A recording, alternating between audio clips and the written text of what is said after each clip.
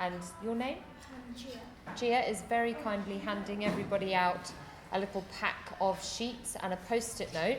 We're going to do the practicing of our skill today all together. We're going to have a look at a story and a newspaper article all together, and then we're going to practice the skill of summarising. So you might want to get with somebody that you read with, as we have so many LSC students here, and Reading Wizards. You might want to pair up now, because then it will save us a bit of time a little bit later on. So I also have pencils if you need them. Okay? So if you want to get yourselves into position now, that means moving to your person you normally read with, or just one. Or then you can practice with anyone else as well.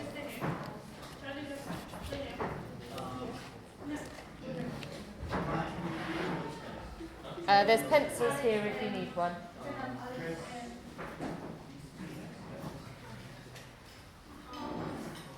Jaden, can you come sit beside Lauren?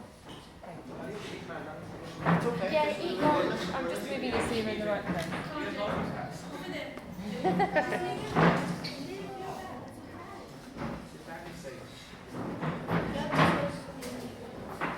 Okay. Yeah, so you can, move closer, because then you're going to be able to do the activities together. Talk with your mouth full of food.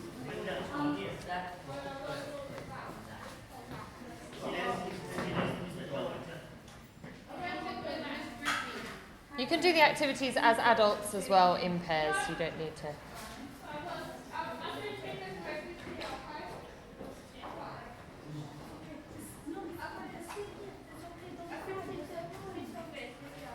That's perfect. Thank you. Okay. That's okay. You're okay there. That would be good there. Then you're not in the way of the camera as well. Okay. So, just to give a bit of a recap, if you weren't here for the last two sessions, we talked about the keys that children need to comprehend text, to unlock the meaning of text. And these were the keys, and these were in order.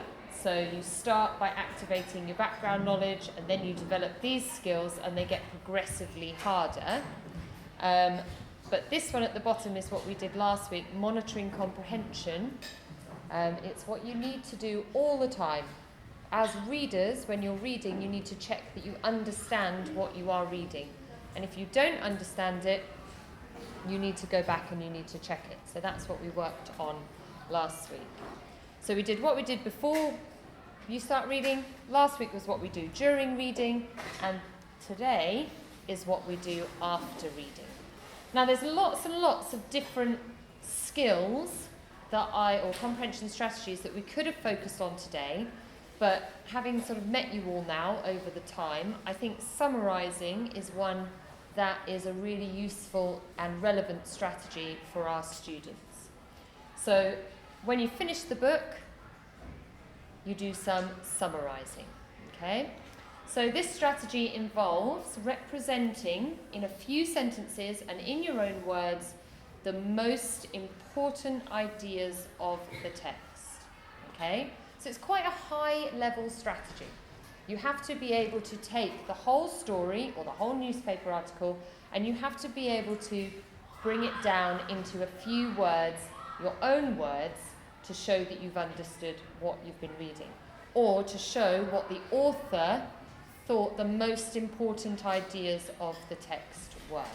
Okay? So it's quite high level. It's got several parts to it, but I think it's something that we can go. I've got 3 or 4 activities for us to try to show you how you can build up those skills. So summarising has lots of different parts. It's not just one thing. So if you are summarising, you are identifying important information. You're distinguishing between the topic and the main idea. So this book is about plants. It's not a summary. it's telling us what the topic is. This book is about how plants eat, live, and reproduce, is telling us a bit about the main ideas of the text. So it's not just naming a topic, it's talking about what happened as well. This is one that we could find tricky. Identify implicit and explicit ideas. And that's something that you would have to really explain and check understanding as you go through the text. A bit like we did last time with Jaden and the time machine. Do you remember? We had to check the concept of a time machine, otherwise the whole meaning of the story would be lost. So it's really important that you check those sort of implicit ideas because they can be hard to keep track of. You need to be able to put information into your own words, which again is something I'll show you how to practice. And you need to be able to put the events in order, or the idea in order. Okay? So all of these things are things that we can teach children how to do so that they can summarize. So we scaffold their learning so that they can learn how to summarize through the next few activities. Does that make sense? Yeah? Anybody have any questions? Nope? Good. Oh, and you have to know the text type and the structure. Because do you remember we said right back in session 1 about activating your background knowledge? If you have a lot of background knowledge about, say, the text type of a story and the structure, then you're going to be able to use that to help you summarize it. If you know a story has a beginning, a problem, and then the problem is solved at the end of the story, you're going to be able to use that structure to help you summarize the story, rather than just telling us every single thing that happened. Okay?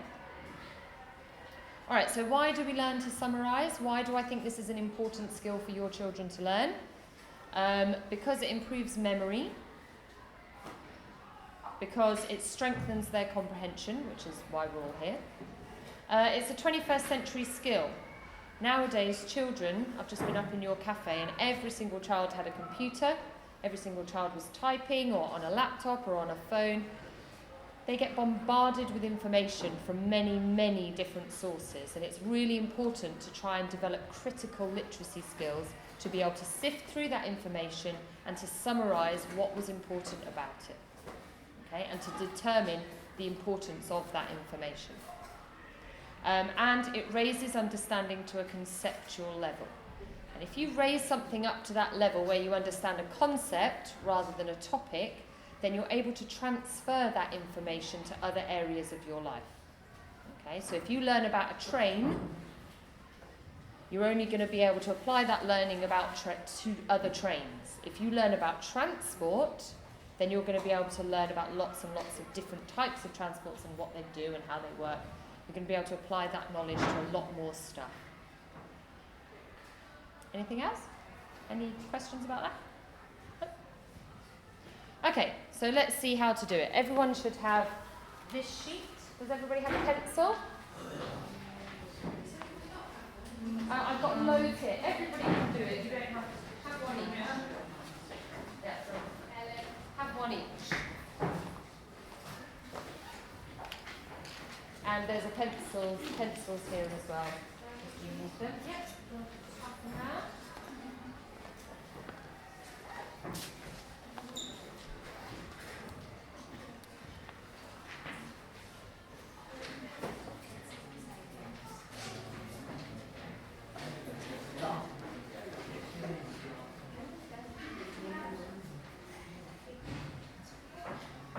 Okay, so we said that summarizing. You okay?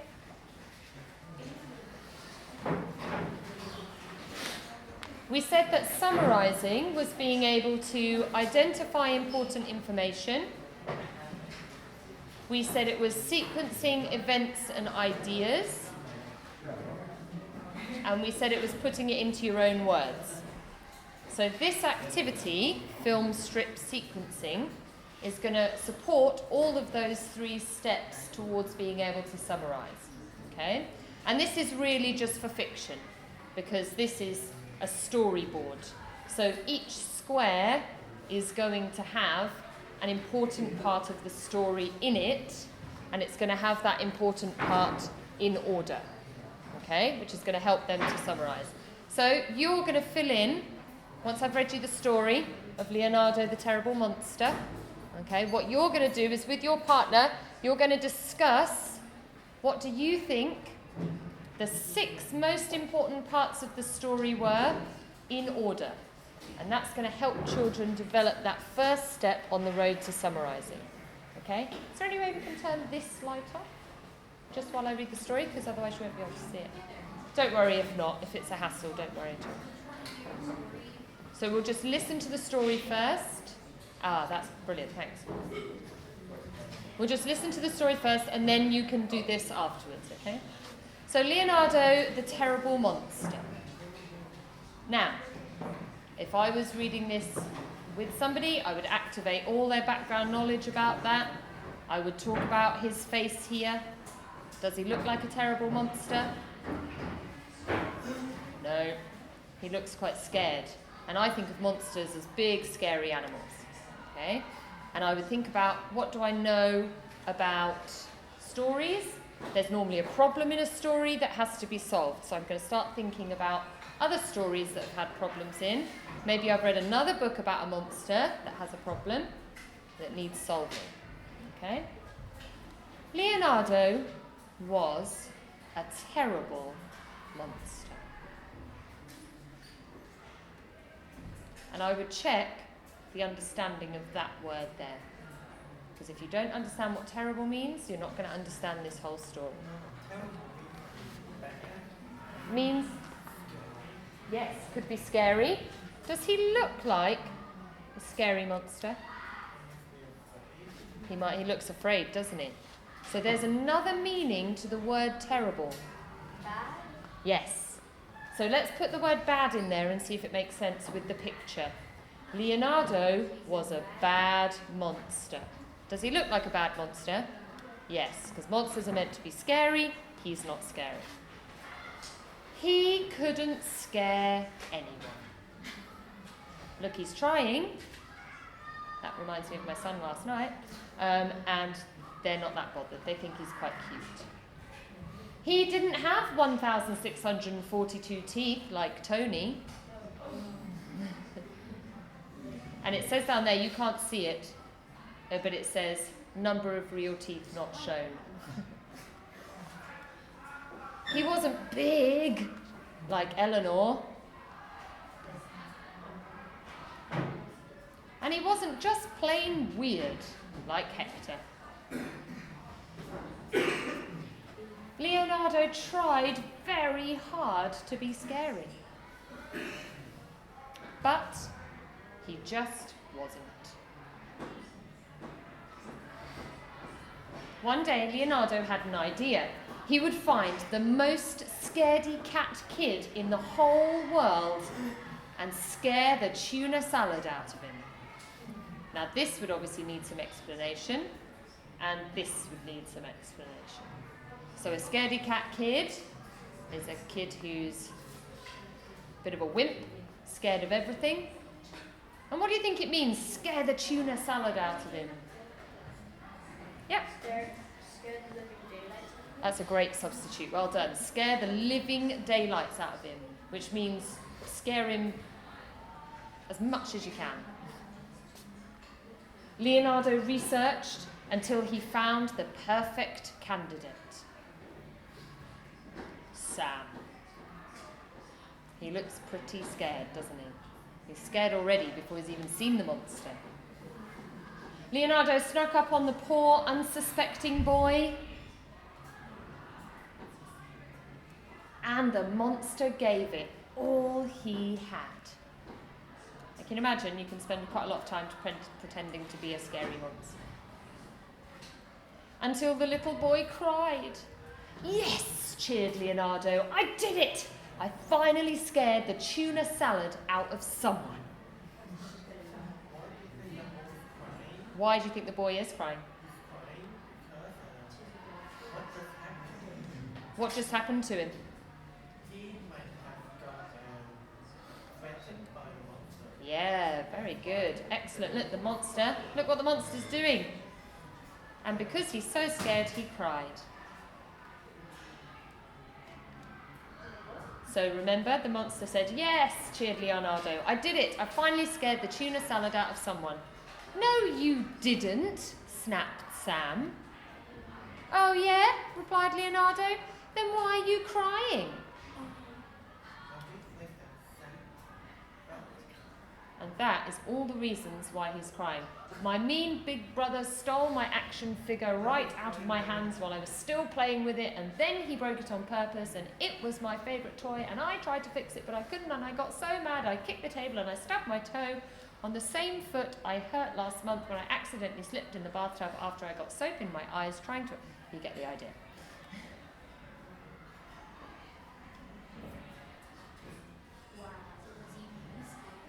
That's why. So poor old Leonardo. He didn't scare him after all. Then Leonardo made a very big decision. Instead of being a terrible monster, he would become a wonderful friend. "It's okay," and he gives him a hug. And off they go. But that didn't mean he couldn't try to scare his friend every now and then. The end. Okay, so what I want you to do is take out the 6 most important main events from that story and draw them on your film strip. Okay?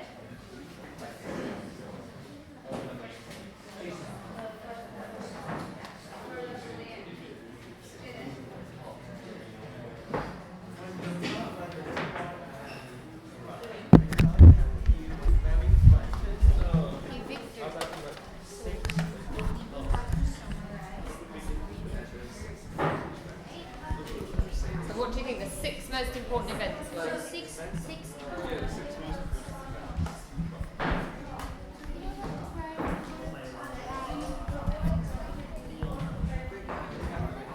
Yes. I think what happened first in the story. What do you think happened first? Can you remember? Hey, nice.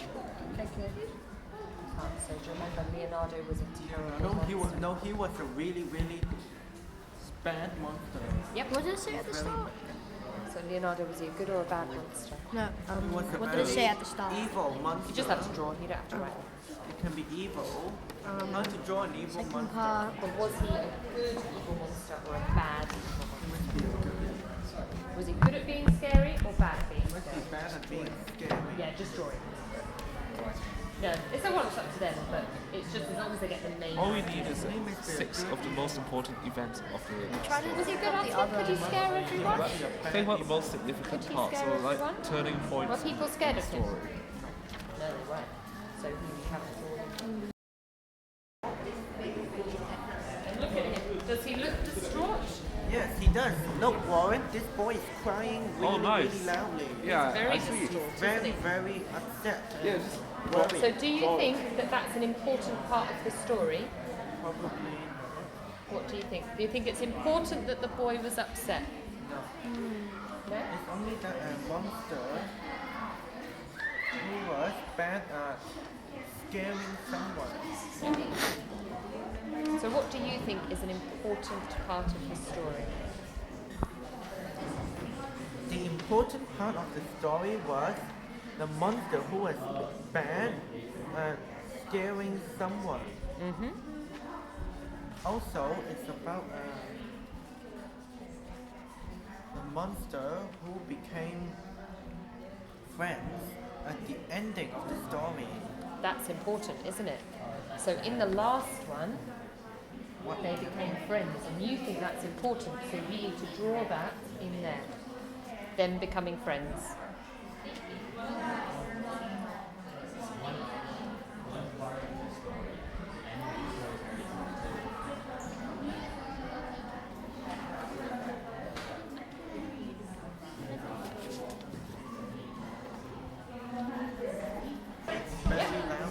Are you going to draw that in? Fantastic. Awesome, Charlie. Charlie's doing a great job. He's doing a fantastic job. It's amazing. Okay, I'll just give you 10 more seconds, GCSE even if it's art. not quite finished. No, because it we're really. running out of time. Last part, think about them being friends at the end.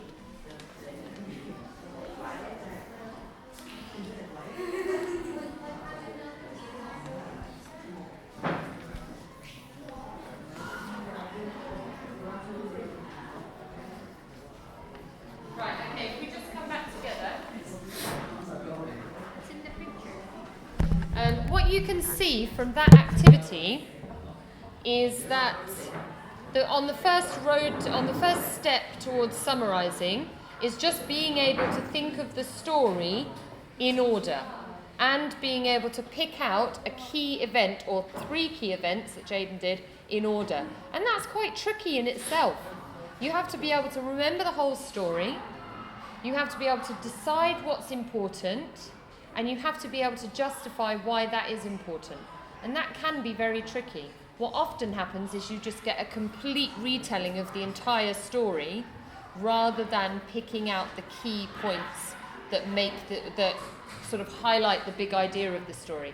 So I didn't really speak to anyone else, but Jaden said the most important thing in his idea was the fact that they became friends at the end, which is absolutely right. That is the big idea. Okay, it's a friendship tale, it's a friendship story. Okay, but then he was able to think about 2 things that if they hadn't happened, then they wouldn't have been friends at the end. So he was able to work backwards from that to find 2 key ideas. So you may need to scaffold their understanding as they do this activity. If you find that your child finds this activity really, really difficult, you need to repeat it several times with lots of different texts so that they get the structure of it and they get the idea of it over and over and over again. So if you do a story and then they've struggled with this activity, next time you hear them read, do another story, do the same activity, do another story, do the same activity. Okay? Just so that they can practice that skill, because that is the first step towards summarising.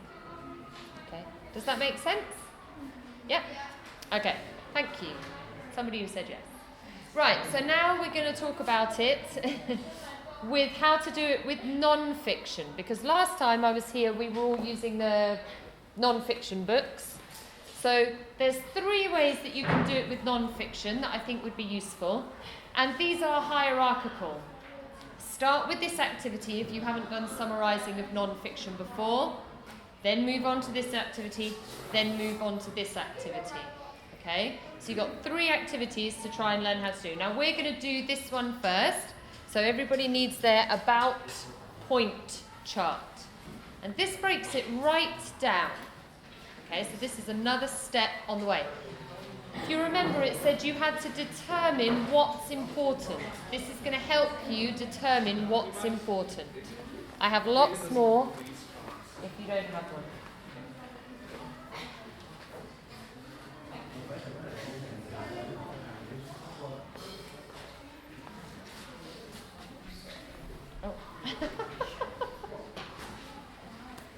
Okay. So the whole point of this is the child needs to read a text and then you ask them, what is this text about? And they have to come up with the topic. So roughly, what is this whole text about? And then you have to pull out some key points. And this can be quite tricky because often what happens with early readers or readers who are still learning how to summarise is that they pick out the bits that are interesting to them rather than the key points of the text, okay? So, here's your text, reading with your fingers. And what I want you to do is, first of all, everybody read it. Oh, I'm going the wrong way. And then you need to say, what is the text about? And then pull out 2 key points. Okay? So, do you want me to read it to you, or can you read it yourself? So if you have a go at that.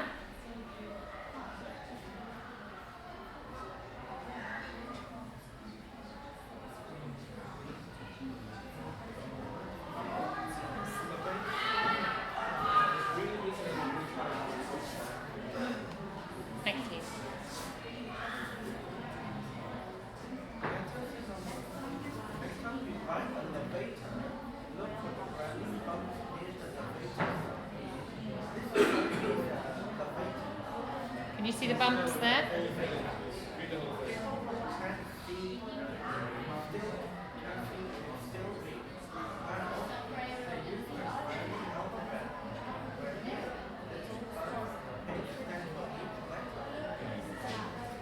By touching the bump, a president knows whether it can be booked or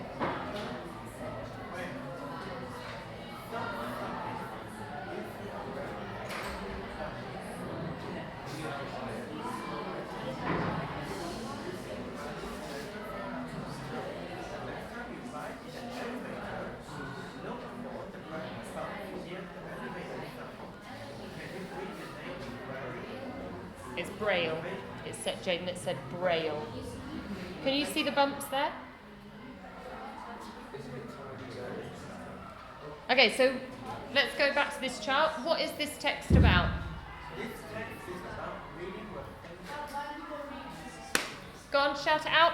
must be about reading what How blind people read. Reading with your fingers. Anything else?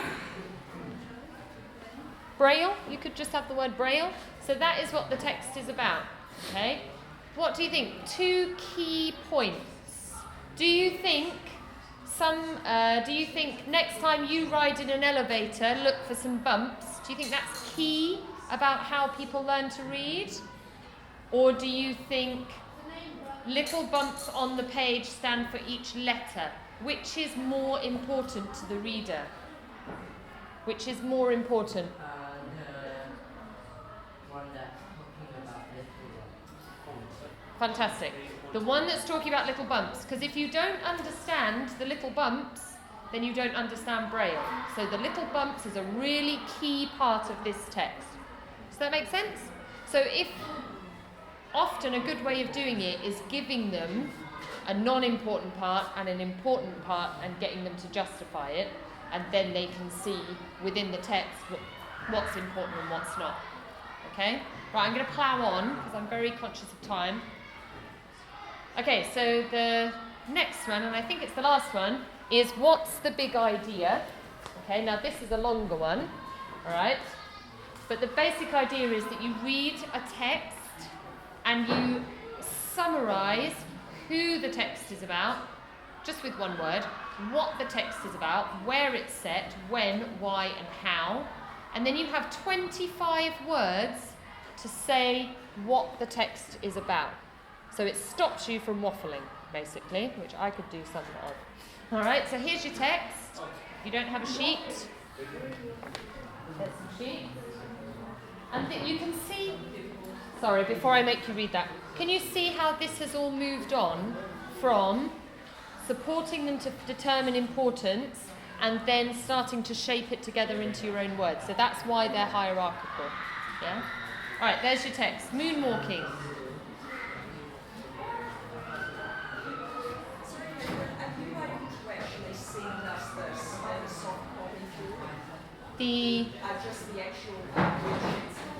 Jane has them. I emailed them to her for her to print them off. Yeah, so she's got them. I can suggest a really good book that you can buy with all these. I'll talk about that in a minute. Yeah. Do we finish at 15:15? Yeah. Okay, so I tell you what, let's not do that activity because that is a really long activity and we only have 3 minutes left. Okay, so do you understand how it would work? Yeah? Okay. So this is your last activity, all right? And this is the trickiest one. This is where you've determined the importance with the key points, then you've summarised it into a paragraph of 25 words. Now you've got to really focus yourself in to 3 words. So go back to Leonardo, the monster. What 3 words, or less, but no more than 3, would you say that story was about? What was that story about? You can just shout it out.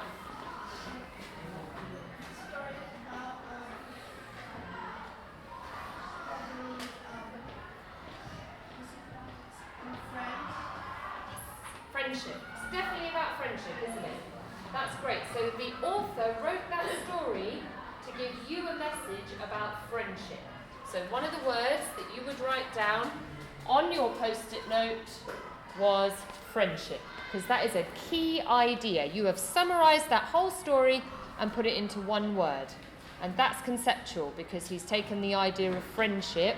He hasn't said it's a monster making friends. He's taken the concept of friendship. Okay? Any other words that you think it could be about? Yeah? I can't hear you. Monsters. It is about monsters. Do you think the author wrote this book in order to teach you about monsters? No. Do you think? Not particularly. It is about monsters, but think about the big idea. Yeah? Teaching like kids how to be nice. Yes. So teaching people how to be nice. It's giving them ideas on how to live their life, how to be a good friend. Excellent. So you might write teaching on there because you're learning something from the book. Okay? So did you get the idea of that? Brilliant. Okay.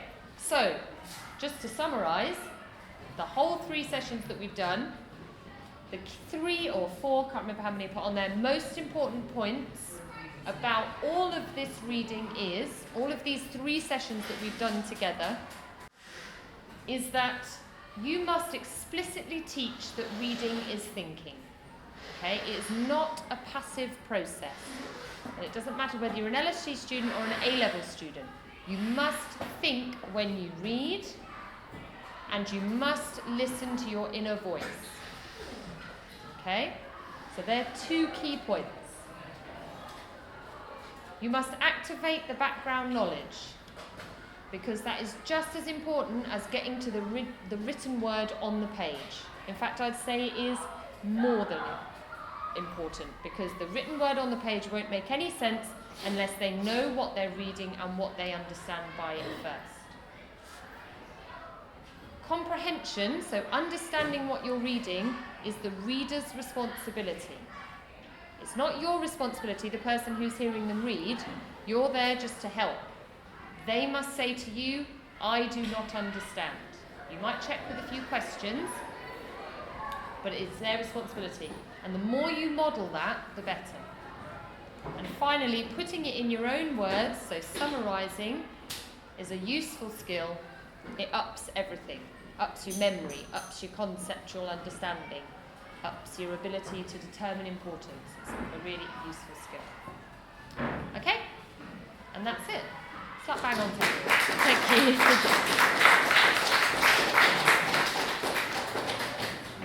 I just wanted to say before we all go, that was an Got a amazing standing ovation over there. set of learning experiences. Really, I've learned a great deal from that. I hope you have, and then I hope we can apply that in whatever role we're in. So let's just thank Catherine again. This has never been done before, you know. Somebody in Catherine's role to come out to a secondary school to do this work. It's never happened before, so not in ESF. So I would just like to add, I mean, I am free as well if you want me to come and do some actual reading with children. I think that would be You know, great. to follow this on, then we can do some sort of case studies, some in-action stuff is absolutely fine. So, yes. That would be great. Yeah. Thank you so much.